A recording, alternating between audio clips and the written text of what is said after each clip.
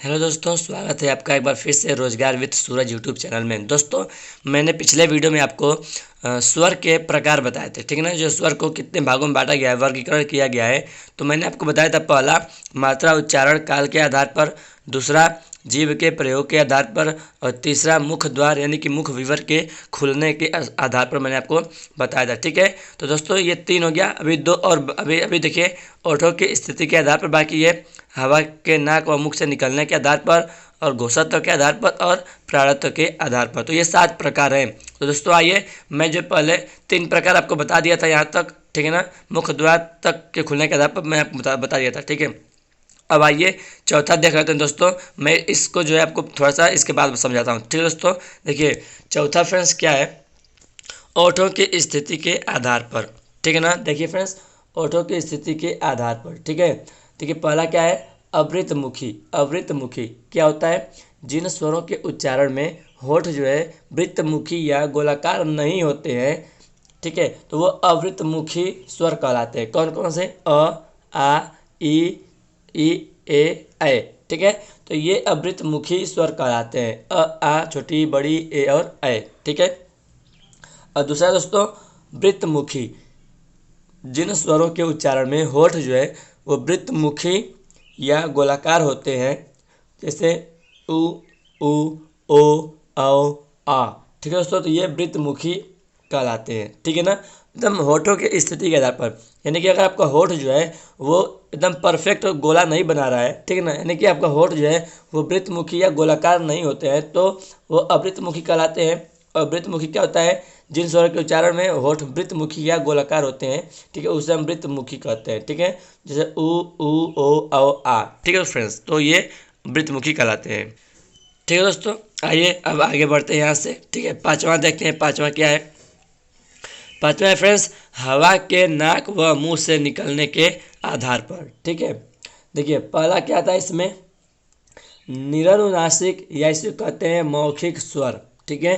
तो जिन स्वरों के उच्चारण में हवा केवल मुंह से निकलती है, जैसे आ ई आदि, ठीक है, तो इसे हम क्या कहते हैं, निरनुनासिक कहते हैं या मौखिक स्वर कहते हैं। जिन स्वरों में उच्चारण में हवा केवल मुंह से निकलती है, ठीक है। अब देखिए अनुनासिक क्या होता है, जिन स्वरों के उच्चारण में हवा मुंह के साथ साथ नाक से भी निकलती है, ठीक है, उसे हम अनुनासिक कहते हैं। और निरनुनासिक केवल मुंह से निकलती है, ठीक है। देखिए अनुनासिक अनुनासिक में कौन कौन से आते हैं, अन, आ, ई, ठीक है। तो ये अनुनासिक कहलाते हैं, ठीक है दोस्तों। अब देखते हैं छठवां, ठीक है, घोषत्व के आधार पर। तो फ्रेंड्स, घोष का अर्थ है स्वर, स्वर तंत्रियों में श्वास का कंपन, ठीक है ना। इसको मैं पूरा देख लीजिए, 7 प्रकार है टोटल, ठीक है।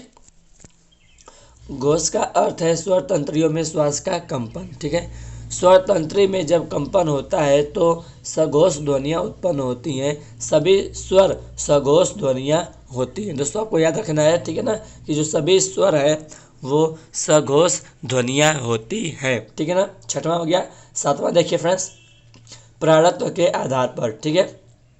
प्राण का अर्थ है हवा। सभी स्वर अल्प प्राण होते हैं, यानी उनके उच्चारण में मुख से कम हवा निकलती है, ठीक है दोस्तों। देखिए सभी जो स्वर होते हैं वो सघोष ध्वनियाँ होती हैं, ठीक है। और प्राणत्व के आधार पर देखेंगे तो जो सभी स्वर है वो अल्प प्राण होते हैं, ठीक है दोस्तों, यानी उनके उच्चारण में मुख से कम हवा निकलती है, ठीक है दोस्तों। ये था 7 प्रकार स्वरों के वर्गीकरण का, ठीक है। अब यहाँ पर उनके उच्चारण स्थान देख लीजिए, मैं आपको दिखा दे रहा हूँ। यहाँ पर देखिए दोस्तों, आइए देखते हैं यहाँ से, गले से देखते हैं दोस्तों, ठीक है ना। सबसे पहले यहाँ पर नीचे देख लीजिए, यहाँ पर देखिए फ्रेंड्स, ये जो है हमारा यहाँ पर ये गला है, ठीक है ना। तो यहाँ पर देखिए, यहाँ से जो ध्वनि निकलती है उसे हम कंठ ध्वनि यानी कि कंठ ध्वनि कहते हैं। कंठ से हम कौन कौन से वो शब्द बोलते हैं, वर्ण बोलते हैं। देखिए आ, अह, क वर्ग और ह। दोस्तों क वर्ग में कौन कौन सा आता है, क ख ग घ अंग, ठीक है। तो ये क वर्ग में आता है, ठीक है ना। अह क वर्ग और ह, ये कंठ ध्वनियाँ कहलाती हैं, ठीक है। आपसे एग्जाम में ऑब्जेक्टिव क्वेश्चन पूछा जाता है यहाँ से, ठीक है दोस्तों। अब देखिए यहाँ पर देखिए कंठ और तालु से देखिए दोस्तों, देखिए यहाँ पर देखिए ये कंठ हो गया और ये जो है तालु होता है, ठीक है। तो जो दोनों स्थानों से बोले जाते हैं उसे हम कंठ तालु ध्वनियाँ कहते हैं। कौन कौन से हैं? ए और ऐ, ठीक है ना। ए और ऐ ये कंठ तालु ध्वनियाँ कहलाते हैं, ठीक है दोस्तों। आइए आगे बढ़ते हैं। आप देखिए केवल तालु। अब तालु देखिए दोस्तों, केवल अगर केवल तालु से बोला जाएगा यहाँ से तो उसे हम क्या कहेंगे? तालु, यानी कि तालव्य ध्वनियाँ कहेंगे, ठीक है ना। तो कौन कौन से होते हैं दोस्तों? छोटी ई, बड़ी ई, च वर्ग। च वर्ग में कौन कौन से आते हैं? च, छ, ज, झ, य, ठीक है।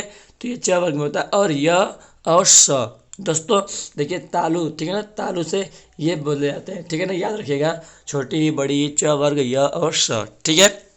ये होता है तालु। आइए आगे बढ़ते हैं दोस्तों। अब देखिए मूर्धा।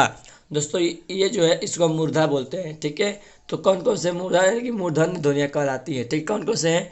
री, ट वर्ग। ट वर्ग में ट, ठ, ड, ढ, अड़, ठीक है।